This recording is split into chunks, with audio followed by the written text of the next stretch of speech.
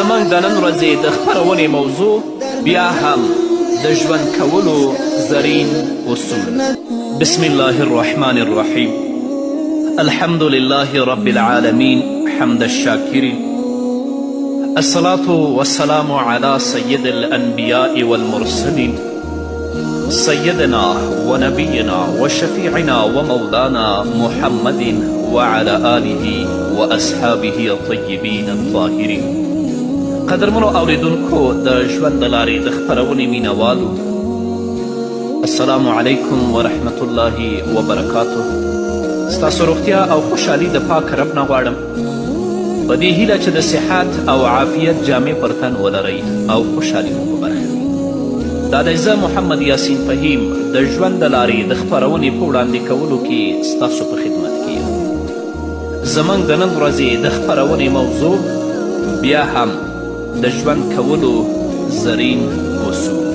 درنو اوریدونکو، تاسو به لیدلي وي چې ډیر وخت په محفلونو کې او په جلسو کې د دوو کسانو خبرې، بحث او مباحثه په ناندریو او شخړو واوړي، په داسې حال کې چې د نورو کسانو خبرې په خیر بدلیږي او د سوکالي او همدردي په جذباتو سره کیږي. آیا کله مو فکر کړی چې ولې داسې کیږي؟ دا د خپل منځي خبرو، بحثونو او مباحثو مهارتونه دي چې په چا کې وي او په چا کې نه وي. تاسو به لیدلي وي چې دوه کسان د الفاظو د معمولي توپیر سره یو ډول تقریر کوي.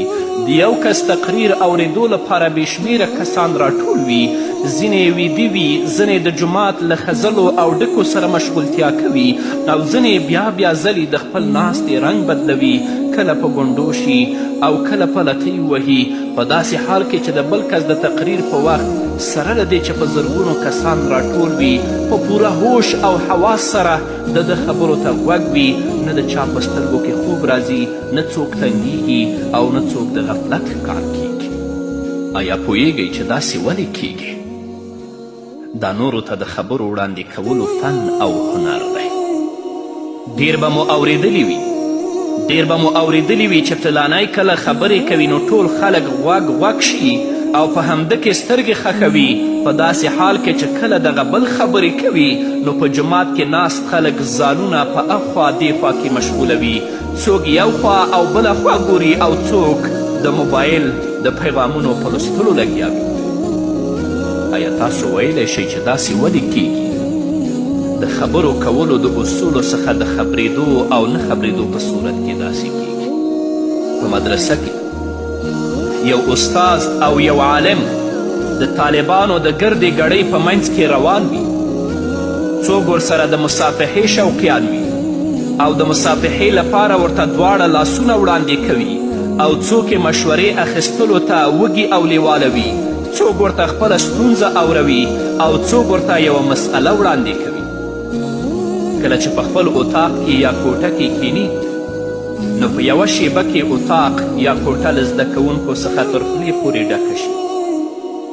هر څوک ورسره د خبرو کولو مینه او علاقه لري، په داسې حال کې چې یو بل استاد هم په لاره ځان ته روان وي او هم د مدرسې او له جومات څخه ځان ته وځي، نه ورته کم طالب خپله ستونزه وایي، نه ورسره څوک په لاره ځي او نه ورسره په اتاق او کوټه کې کینی، نه ورته څوک کومه مسئله وړاندې کوي، نه ورڅخه څوک مشوره اخلي او نه ورته څوک د مصافحې او ستړي مشي لپاره لاسونه اوږدوي.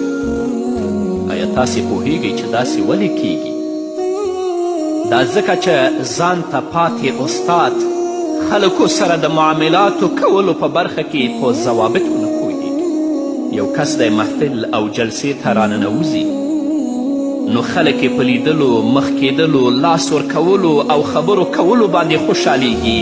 کله چې ورسره مخ کیږي نو ډیر په مینه او ګرم جوش سره مخ کیږي، خلک ورته د ناستې لپاره ځای برابروي او هر څوک غواړي چې له ده سره په خوا کې کیني، ده ته وګوري او له ده سره خبرې وکړي.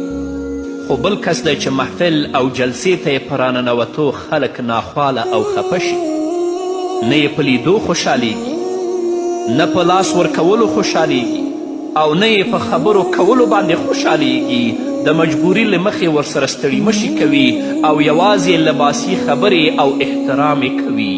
نوموړی د نه بدرګې او د نه ښه راغلاست له امله د ځان لپاره د ناستې ځای هم پخپله لټوي، نه ورسره څوک له زړه نه خبرې کوي او نه ورته د ناستې لپاره ځای جوړوي. تاسو غور وکړئ داسې ولې کیږي؟ یو پلار دی چې کله کور ته راشي نو بچي یې په لیدو باغ شي او د لیونیانو په څیر بېواره د پلار په لور ورمنډې کړي. خو بل پلار دی چې کله کور ته راننوځي نو اولاد یې په لیدلو ناخوښه شي، د پلار په اړه داسې فکر کوي لکه یو مار. که پلار په کوټه کې وي نو بچي د باندې وي، که پلار د باندې شي نو بچي کوټې ته شي. همدغه وجه وي چې د کور ماحول پریوتی او خراب وي، نه ورسره بچي زړه لګوي او نه میرمن. تاسو پوهیږئ چې داسې ولې کیږي؟ دا ځکه چې دغه پلار له اولادونو سره د سلوک کولو مهارت نه لري، له همدې امله د بچیو او میرمن له ځوابي سلوک سره مخ کیږي. همدغسې مثالونه موږ د جماعتونو، بازارونو، ودونو، د کوژدنو او نورو معاملو لپاره هم وړاندې کولی شو. لکه څنګه چې د نورو سره د سلوک کولو په سلسله کې د خلکو صلاحیتونه او قابلیتونه بیل وي، همدغه شان نور هم په معامله کولو او اهمیت ورکولو کې کمی او زیاتی کوي. د خلکو په زړونو کې ځان لپاره ځای کول او د هغو محبت لاسته راوړل چې څومره آسانه کار دی په اړه تاسو فکر هم نشئ کولی. نو یوازې د مال او دولت په لاسته راوړلو کې مه لګیا کیږئ. که داسې مو وکړل نو ډیر خلک به له لاسه ورکړئ. په اصل کې خلک لاسته راوړل د مال ترلاسه کولو یوه ستره ذریعه او لامل دی. خلکو سره د ښه سلوک د ترکیباتو د استعمالولو په برخه کې ستا صلاحیتونه هغه وخت دوه برابره کیدی شي کله چې ته چا سره داسې عمده معامله وکړي چې هغه ته احساس وشي چې همدغه تا ته تر ټولو ډیر ګران دی. د مور سره ستا مینه، محبت او زړه راښکون باید تر دې حده مینهناک او په زړه پورې وي چې له امله یې هغه دې فکر کولو ته مجبوره شي چې دومره ښکلې مینه او دومره زړه راښکون له دې پرته له بل چا سره نه کوي. همدغه مینه، محبت او همدغه رویه باید له خپل پلار، میرمن، بچیو او نورو ملګرو او خپلوانو سره هم خپله کړي. له کومو خلکو سره چې د ورځې په اوږدو کې مخ کیږي لکه دکاندار یا نور خلک، نو له هغوی سره هم باید همدغه وړ رویه او کړنلاره خپله کړي. خو دوی ټول باید له ځان سره په دې خبره اتفاق وکړي او پوه شي چې ته له ده سره ډیره مینه کوي، خو دا هغه وخت کیدی شي کله چې ته دوی ته په دې باور ورکولو بریالی شي چې تا ته له دوی څخه ګران بل څوک نشته. داسې ژوند په اړه د محمد رسول الله صلی الله علیه وسلم اسوه حسنه له موږ سره شته.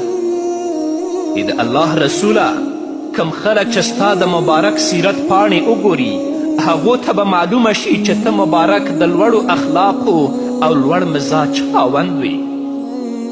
تا د هر ملاقاتي عزت او درناوی کوه، هغه ته به دې اهمیت ورکوه، هغه سره د هم آهنګ کېدو یا د هغه د هم آهنګ کولو هڅه به دې کوله. له هر چا سره به په داسې مسکا او رین تندي مخ کېدې چې هر یو به یې له ځان سره داسې فکر کاوه چې ته له ده پرته له بل چا سره په داسې ورین تندي نه مخ کېږي. د محمد رسول الله صلی الله علیه وسلم هر ملاقاتی به دا فکر کوه چې دا ورته د ټولو ګران دی. پایله به دا شوه چې هغه څوک چې د رسول الله صلی الله علیه وسلم ملاقات ته به راغلی و پخپله به دې ته اړ شو چې له محمد رسول الله صلی الله علیه وسلم سره هماغسې مینه پیل کړي لکه څنګه چې رسول الله ورسره کوي.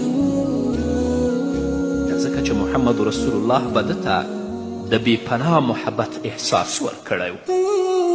عمر بن عاص رضی الله تعالی عنه په عربو کې د تیز نظري، زیرک او هوښیارو کسانو له ډلې څخه ګڼل کېده. داسې ړون فکري انسان ته به په عربو کې داهیه لقب ورکول کېده. عمر بن عاص رضی الله تعالی عنه د قوم سر سړی و. د اسلام راوړو څخه وروسته به چې کله هم د لارې په سر له محمد رسول الله صلی الله علیه وسلم سره مخ شو نو د رسول الله صلی الله علیه وسلم په څیره به یې مسکا ځلا او تازگی محسوسوله. هر کله به چې له رسول الله صلی الله علیه وسلم سره په کوم محفل کې برخمن شو نو عزت، تکریم او سعادتمندي به یې له خیر سره بدرګه کوله. رسول الله صلی الله علیه وسلم به تل هغه ته په خوښ نوم آواز کوه. کله چې عمر بن عاص رضی الله تعالی عنه د ځان په اړه د رسول الله صلی الله علیه وسلم دومره غیر معمولی مینه، محبت او زړه راښکون ولید، د هغه څیره تل په مسکا، اورین تندي او ژبه یې نرمه ولیده.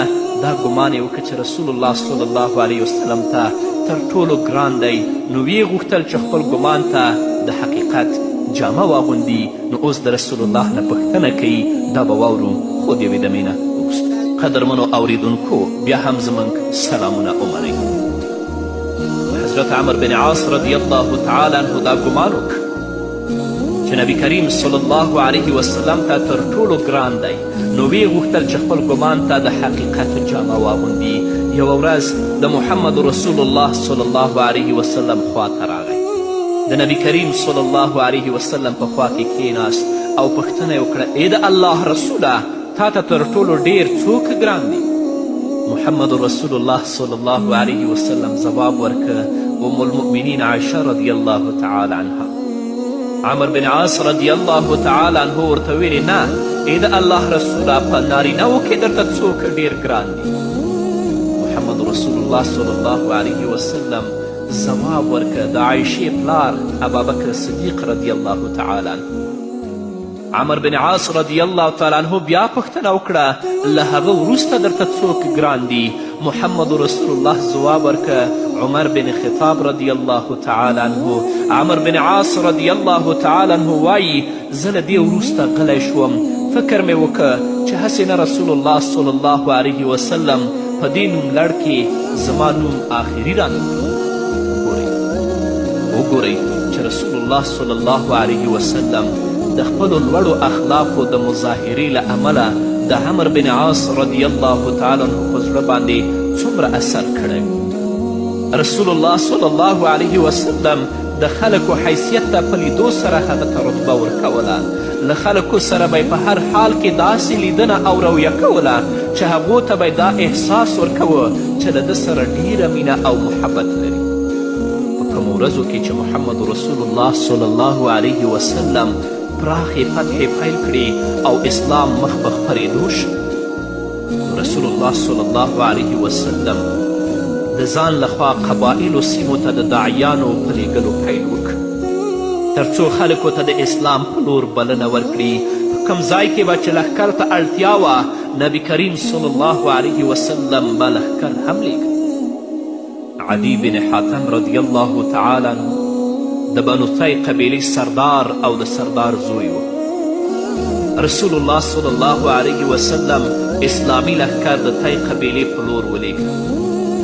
دا وخت چې عدی بن حاتم مسلمان شوی نه و، نو په جنگ کې برخه وانخیستله او د رومیانو په پناه کې شام ته وتښتید. اسلامي لښکر چې تی قبیلې ته ورسید، نو دا چې هلته کم جنگي لښکر او قیادت نه و او د دوی مخ نیوی ونه شو، نو له همدې امله په آساني سره فتحه ترلاسه کړه. له دې پرته د جنگ په میدان کې هم د مسلمانانو دا خاصیت و چې له خلکو سره به ښه سلوک کوه، په هغو به شفاقت کوه. بنو تی باندې د حملې کولو څخه مقصد دا و چې مسلمانان د دوی سختې دشمني نه چې اسلام سره یې درلودله د دې نه خلاص شي او د دوی په زړونو کې د مسلمانانو رعب پرېوځي. له حملې وروسته مسلمانانو د تی قبیلې ځینې ځوانان ونیول، هغوی یې بندیان کړل او مدینې منورې ته یې ولیږل. په بندیانو کې د عدی بن حاتم خور هم شامله وه. د نبی کریم صلی الله علیه وسلم ته د عدی بن حاتم په اړه وویل چې هغه شام ته تښتېدلی دی. نو نبی کریم صلی الله علیه وسلم سخت حیران شو، تعجب یې وکړه هغه څنګه خپل دین او د قوم خلک پرېښودل او شام ته لاړ. په هر حال اوس عدي ته د رسېدو لپاره هیڅ لاره چاره نه وه. بل پلو ته عدي ته دې خبرې خوند ورنه که چې هغه د رومیانو په علاقه کې پاتې شي، مجبور شو چې بیرته عربي سیمې ته راشي. دلته له راتګ سره وروسته ورته له دې غوره لار تر سترګو نه شوه چې مدینې ته لاړ شي، له محمد رسول الله صلی الله علیه وسلم سره لیدنه وکړي او د مصالحت شرطونه وټاکي. او د سیرت په ځینې کتابونو کې لیکل شوي چې د دې خور دی له شام څخه عربي سیمې ته راوړی. په خپله عادي مدینې منورې ته د ورتګ حال داسې بیانوي: ما ته په ټولو عربو کې له محمد رسول الله صلی الله علیه وسلم څخه ناخوښه کس بل نه و، او زه د نصراني دین منونکی او د خپل قوم سردار وم.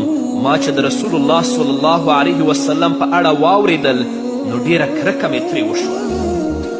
زه له کوره روان شوم او د روم قیصر خواته ورغلم. هلته هم راته پاتې کېدل مناسب ښکاره نه شول.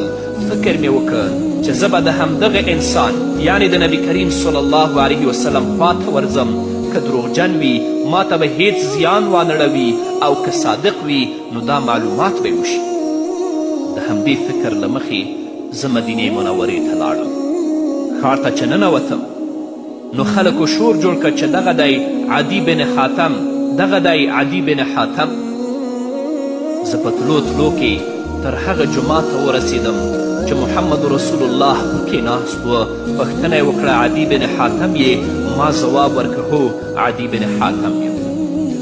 محمد رسول الله صلی الله علیه وسلم د عدي بن حاتم په لیدو ډیر خوښ شو، سره له دې چې عدي نامسلمانه و، اسلام یې نه و راوړی، له جنګه تښتېدلی و، له اسلامه یې کرکه درلوده، د اسلام او د محمد رسول الله صلی الله علیه وسلم دښمن و، د رومیانو په پناه کې و. بیا یې هم رسول الله صلی الله علیه وسلم ډیر غوره او دروند ښه راغلاست وکړ.